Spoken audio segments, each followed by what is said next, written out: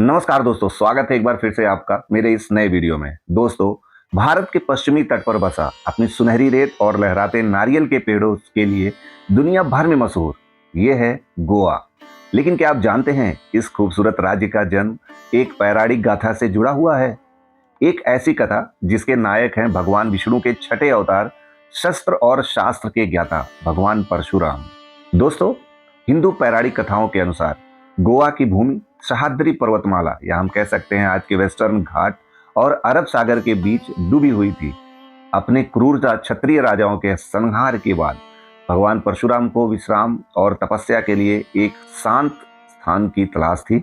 मान्यता है कि उन्होंने सह्याद्री के शिखर पर खड़े होकर अपने धनुष से एक तीव्र बाण का निकाला और ये अरब सागर की ओर चलाया। जहां तक वह बाण गया वहां तक समुद्र का जल पीछे हट गया और एक नई उपजाऊ भूमि का निर्माण हुआ। इसी नवनिर्मित भूमि को गोमंतक या आज का गोवा कहा जाता है। हाल ही में गोवा ने अपने इस प्राचीन इतिहास को एक नई पहचान दी है। गोवा की राजधानी पणजी में मांडवी नदी के किनारे एक भव्य प्रतिमा स्थापित की गई है। इस प्रतिमा को गोमंतक भूमि जनक परशुराम का नाम दिया गया है, जिसका अर्थ है गोवा की भूमि के निर्माता परशुराम।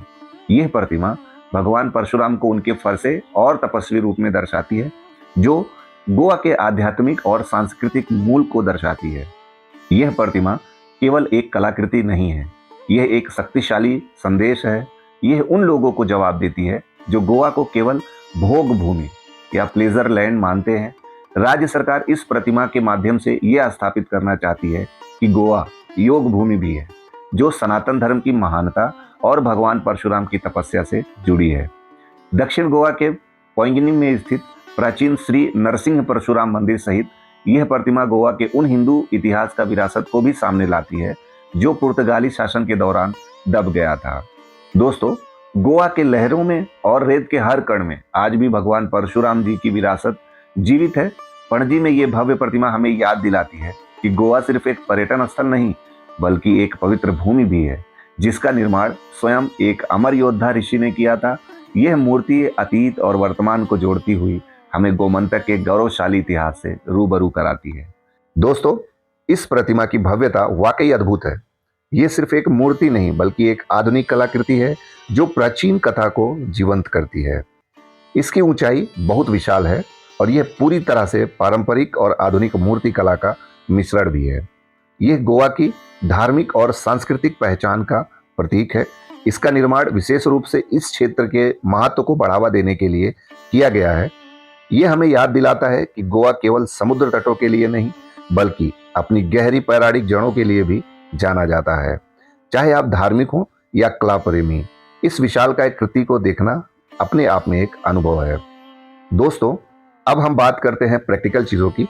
अगर आप गोवा में हैं और इसे देखना चाहते हैं तो यह प्रतिमा पणजी के पास में स्थित है।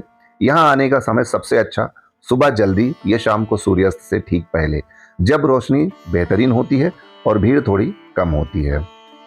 आप इसे पणजी से आसानी से कैब या अपनी गाड़ी से पहुंच सकते हैं। पार्किंग की अच्छी सुविधा आपको यहाँ पे उपलब्ध मिल जाएगी। अगर आप एक ऐतिहासिक और सांस्कृतिक दिन की योजना बना रहे हैं दोस्तों, तो आप इसे पुराने गोवा के चर्चों के साथ में भी जोड़ सकते हैं। दोस्तों, यह थी पणजी की में परशुराम जी की भव्य प्रतिमा की यात्रा। आपको ये कहानी कैसी लगी हमें कमेंट में जरूर बताएं। क्या आप मानते हैं कि गोवा का निर्माण सच में परशुराम जी ने किया था? अगर आपको ये वीडियो पसंद आया हो तो इसे लाइक करें, शेयर करें और हमारे चैनल को सब्सक्राइब करना ना भूलें, ताकि आप गोवा के और भी रहस्य जान सकें। मिलते हैं अगले वीडियो में, तब तक के लिए अपना ख्याल रखें। जय परशुराम, जय हिंद।